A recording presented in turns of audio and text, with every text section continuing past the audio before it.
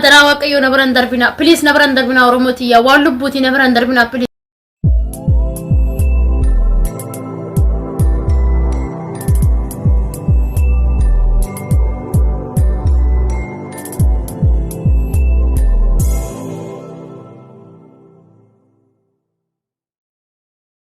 video kana copy link share do it na goda copy link share do it ko dun kesani obboleti tenya tan refa kana ka galfanu nu gargara jechu durandursa obboleti tenya waaqayyo nafse shi amaru maati shi tif siriyotani shi tif waaqayyo jabina sini fakennu waaqayyo bahani hafu rabbina ma olchu obboletin tenya sara argitantuni baayishe boja qaba jamti alattu jalduti akkuma nama kamii dalagadhe nu jijjira jette biyya baate biyya Saudi Arabiyaatti lubbuun ishii darbee jira wani nama gaddisiisu dammo obboletin tuni inu kubsannele dhugaan sinin jedha utuma nagaadhan jirtu duute shi maatiin dhagaye community biyya Saudi Arabia akkasuma embassy biyya Saudi Arabia oromoon biyya Saudi Arabia keessa jirtani obboletii tana reeffa shi akka galfannu nu gargaara adara waaqayyo adara igo oromummaa maatiidhaan gahuu qabna reeffa obboletii teenya tana rabbi waan akka malee nu haa oolchu video kana share copy link na godha live irraan jira kotta gara live reeffa obboletii teenya galfa mana talabaati baasuu etteeyi nama kana tergite baaftee jennaan namni kuni maal jedhe achi fuudhee beera makiinaa garagalee makiinaa goggubatee mucaan keessan duuteetti jedhe makiinaan inni immoo dhiyeeffate makiinaa hoggaamee qaan dura miidiyaa irra ture kana dhiyeeffate jechuudha ijoollee ol baatee makiinaa kana qaata argine sobaa jedhan amma qaalettii kana kan nu dhossaa jiru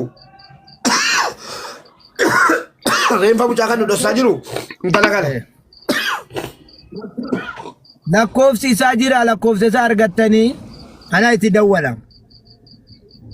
ishii kana beetti king ishii kana beetti lakkoofsa isaa irraa nu fudhaka imbeekotte irraa buuchuufi kaamma koro akkamitti ergiti gammee akkamitti walaaltiin imbeekotte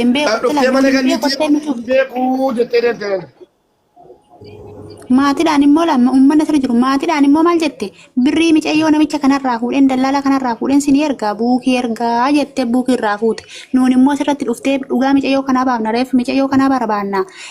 namicha kana wanni isaa nu hergi lakkoofsa isaa nu erginnan namichi narraa cufate karaa feesbuukis karaa meseenjeraas karaa hundayyuu narraa cufate namichi silkii jijjiirate namicha hin beekutti lookeeshinii mana namichaa immoo nuu kennennaan hin beeku dura laal mana dhaqnee jedhan haldeebiiniitumaa jedhan lookeeshinii mana namichaas hin beennuu jedhan Lokeeshiniin murteessaa miti lokeeshinii yoo beekanuu wayi mana namaa balbala dha'uu dandeetta telefoonni yoo namarraa Mubaarik ifama yeroo tokko nuti maatiidha Mubaarik Ayyee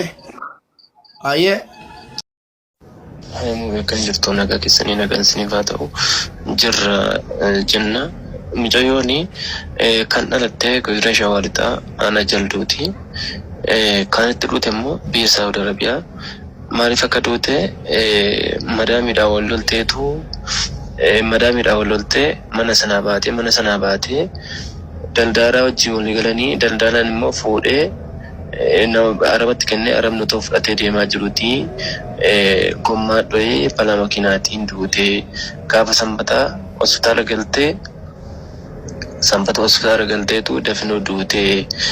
jechaa jiru kanaafini anuma galgala sinii kaleessayyuu gasti keessan irra galeen turan asitti mudhaa ka'ee nu buustanii kanaaf isaan immoo maatiinis biyyaa bu'aa jiru waan saddan baafanii namatti siqutu namatti siqee gaafatee kana jedhutu dhabame kanaaf si keenya ijoolleen immoo achi jiru waan ta'eef hin jedha. Assalaamu alaikum warahmatullahi wabarakatuh utaaloo sagalee na cufee jira obboleettii keenya Saudi Arabiyaa keessatti duute akkasitti duute qorachuu feesisaa warri waa'ee dhimma kanaa beektan laayiviirra jira kottaa video kana immoo do'iti share walii godhaa repost gochuun dagatina meegaa kara birtu boodeen qoranna akkasitti duute keessatti akkasiin duuteen qoranna walumaan taane galatoomaa alfarda. Ulaabantii waaqaa osoon seeniin dura mil'attee nu laalle gifti kee yaadattee garaan si moogomee deebi'uuf hin yaalle lakkii maaliif yaaddaa maaliifis gaabbita